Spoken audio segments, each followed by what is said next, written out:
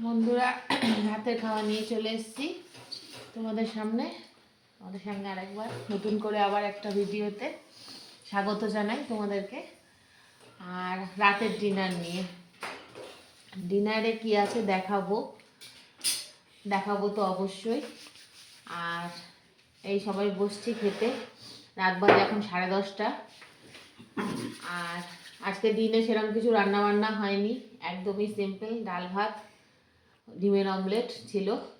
কেননা আমার শরীরটা ভালো না, 2-3 দিন ধরে আমার এই স্পন্ডলাইটিসের ব্যথার থেকে জ্বর চলে আসছে, হয়েছে, ঠান্ডাও লেগেছে, শরীরটা ভীষণই খারাপ যাচ্ছে। কালকে রাতে তো ওর বাবা খাবার বানিয়েছে আলুর পরোটা, আজকেও অনেক বেলা করে উঠে একটু ডাল ভাত করেছি।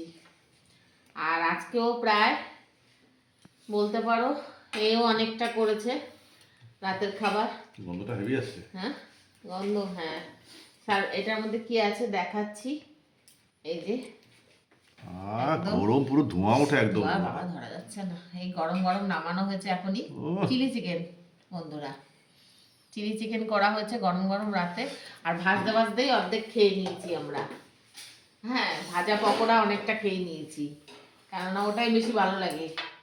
আর রয়েছে সঙ্গে এই যে পরোটা, জোয়ান দিয়ে পরোটা।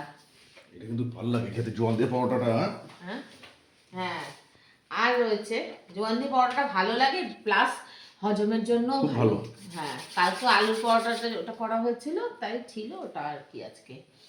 আর এই যে একটু মিষ্টি আছে, ওর বাবা আর আমি খাবো, ছেলে তো খায় না, তোমরা জানো, সন্দেশ তো খাবেই না, আরও না।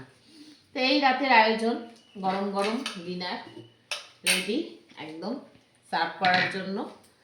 ছেলেকে দিয়ে দিই, বাবাকেও দিয়ে দিই, তাহলে খেয়ে নিই আমরা তাড়াতাড়ি। তোমরাও ডিনারটা তাড়াতাড়ি সেরে ফেলো, বেশি লেট করো না, কারণ আর বেশি রাত করে খাওয়াটা ঠিক না শরীর স্বাস্থ্য কোনো কিছুর জন্যই।